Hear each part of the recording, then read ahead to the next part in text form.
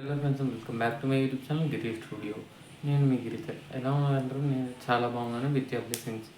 మనం నిన్నటి వరకు మొదలు పెట్టుకున్నట్టుగా లలిత సహస్రనామాలోని 1000 నామాల్ని వాటి అర్థాన్ని తెలుసుకునే ప్రక్రియలో నిన్నటి వరకు 58 నామాల్ని వాటి అర్థాన్ని తెలుసుకున్నాం. ఇవాళ రోజున మనము 59 నుంచి 62 అంటే 59, 60, 61 మరియు 62 ఈ 4 నామాల్ని వాటి అర్థాన్ని తెలుసుకునే ప్రక్రియలో భాగంగా అంతర్గతంగా అమ్మవారి వైభవాన్ని తెలుసుకునే ప్రయత్నం చేద్దామా రండి. మొట్టమొదటిగా మనం ప్రతిరోజు చేసుకునేలాగానే అమ్మవారి ధ్యాన శ్లోకంతో మొదలు పెట్టుకుందాం. సింధూరారుణ విగ్రహాం మృణానాం మాణిక్యమౌలిస్ఫురత్తారానాయకశేఖరాం స్మితముఖీం మాపీన వక్షోరుహాం పాణిభ్యాం అళిపూర్ణరత్నశకం రక్తోత్పలం బిభ్రతీం సౌమ్యాం రత్నఘటస్థరక్తచరణాం ధ్యాయేత్ పరామంబికాం. శ్రీమాత అయిన లలితా త్రిపుర సుందరీదేవిని మనం సహస్రనామాలతో అర్చిస్తూ కీర్తిస్తూ తరిస్తున్నాం. ఆ సహస్రనామాల్లో భాగంగా నిన్నటి వరకు మనం 58 నామాల్లో అమ్మవారి స్థితిని చేశాం. అయితే నిన్నటి 58వ నామము పంచబ్రహ్మాసన స్థిత అనే నామం వరకు మనం అమ్మవారి వైభవాన్ని తెలుస్తూ వర్ణన చేశాం. అయితే ఇవాళ రోజున మనము 59వ నామం నుంచి మొదలుపెట్టుకొని అమ్మవారి వైభవాన్ని కీర్తిస్తాం. మొట్టమొదటిగా 59వ నామాన్ని అనుసంధానం చేసుకునే ప్రయత్నం చేద్దామా. మహాపద్మాటవీ సంస్థ అంటూ ఉంది 59వ నామం. అంటే ఏమంటున్నారు? కొన్ని పద్మములతోటి, కొన్ని లక్షల కోట్ల పద్మాలతోటి కూడినటువంటి యొక్క సరస్సు మధ్యలో కొలువై ఉన్న తల్లి అని అంటున్నారు. అమ్మవారికి మనం మామూలుగా అర్పించే పుష్పాల్లో కదంబ పుష్పము సర్వశ్రేష్టం. తర్వాత అమ్మవారికి మల్లె, గులాబీ, కమలములు లాంటి పుష్పాలతోటి అమ్మవారి అర్చన మనం చేస్తూ ఉంటాం. మన పురాణాలని, ఇతిహాసాలని, వేదాలని మనము సాక్ష్యాలుగా తీసుకుంటే అమ్మవారి ఆసనముగా ఒక సహస్రదళ పద్మము ఉంటుంది అని కొన్నిట్లో వివరణ ఉంటుంది. అలాగా మహాపద్మాటవీ సంస్థ అంటే పద్మాల యొక్క సరస్సులో తన స్థానాన్ని కలది అని అర్థం. లేదా దీన్ని మనకి అనుసంధానం చేసుకుంటే మన హృదయ కమలములో ఎల్లప్పుడూ ప్రకాశిస్తూ మనల్ని అనుగ్రహించే తల్లి అని కూడా మనము దీనికి అర్థాన్ని భావించుకోవచ్చు.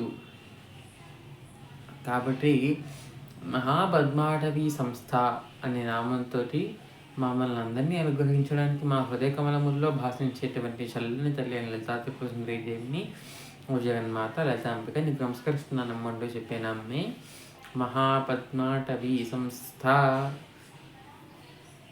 తెలుసుకున్నా కదా. ఇప్పుడు 60వ నామానికి వెళ్దామా. కదంబ వనవాసిని. అమ్మవారికి మనం ముందుగా చెప్పుకున్నట్టుగా కదంబ పుష్పాలంటే చాలా ప్రీతి. అమ్మవారికి మనము ఇంతకుముందు నామాల్లో వర్ణన కూడా చేశాం. అమ్మవారి కిరీటానికి శిరశ్చక్రానికి మధ్యలో కదంబ పుష్పాలతో చేసిన గుచ్చాలు అమ్మవారి శిరశ్చక్రంలో అలంకారంగా ఉండబడుతున్నాయి. అలాంటి కదంబ పుష్పాలు అమ్మవారికి చాలా ఇష్టం. అయితే ఈ నామాలను ఏమంటున్నారు? కదంబ వనవాసిని అని అంటున్నారు. అమ్మవారు ఎల్లప్పుడూ కదంబ వనంలో విహరిస్తూ ఉంటుందంట, కదంబ వనంలో నివసిస్తూ ఉంటుందట. అలాంటి అద్భుతమైన కదంబ పుష్పాలతోటి నిత్యం అర్చింపబడుతూ మమ్మల్ని అనుగ్రహిస్తున్న చల్లని తల్లి లలితాంబిక నీకు నమస్కరిస్తున్నాను అన్నమాట చెప్పానమ్మే. కదంబ వనవాసిని. ఇంకా తర్వాత 61 నామానికి వెళ్ళామా. సుధాసాగర మధ్యస్థ అంటే ఉంది 61 నామం. ఇంకా ఏమంటున్నారు? సుధాసాగర మధ్యస్థ అంటున్నారు. ఇందులో సుధాసాగరము అంటే మనకి ఎవరికైనా పాల సముద్రము అనేది ఒక ఐడియాకి వస్తుంది. పాల సముద్రంలో మామూలుగా ఎవరు ఉంటారు అనుకుంటాము? విష్ణువు. కానీ మనం అమ్మవారి తత్వాన్ని గనక సరిగ్గా అర్థం చేసుకునే ప్రయత్నం చేస్తే విష్ణువు అమ్మవారు వేరే కాదు, ఇద్దరు ఒకే రూపం.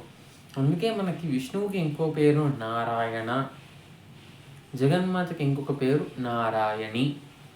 మామూలుగా ఇప్పుడు రుద్ర, రుద్రాణి, శర్వ, శర్వాణి అంటే శివపార్వతులు వస్తారు. కానీ ఇక్కడ నారాయణ, నారాయణి అంటే అన్నా చెల్లెలు విష్ణువు మరియు జగన్మాత అయిన శ్రీమాతగా మనం పిలుచుకునే పార్వతీదేవి ఇప్పుడు మనం అనుసంధానం చేసుకునే లలితాంబికాదేవి వస్తుంది. కాబట్టి ఆవిడ్ని సుధాసాగర మధ్యస్థ అనే నామంతో అనుబంధంగా మనం వర్ణన చేసుకుంటాం. అయితే ఈ సుధాసాగరము అనే దానికి మధ్యలో ఏముంటుంది అంటే సుమేరు పర్వతం. మనం నిన్న చెప్పుకున్నట్టుగానే సుమేరు మధ్య శృంగస్థ అనుకున్నట్టుగా ఆ సుమేరు పర్వతం మధ్యలో కొలువై ఉంటుంది. లేదా మనం శ్రీచక్రం తీసుకుంటే శ్రీచక్రానికి పైన బిందువు అని ఉంటుంది. ఇలా మనం మామూలుగా చెప్పుకోవాలంటే శ్రీచక్రం 3 రకాలు. ఒకటి కూర్మ ప్రస్థారము, ఒకటి మేరు ప్రస్థారము, ఒకటి భూప్రస్థారము.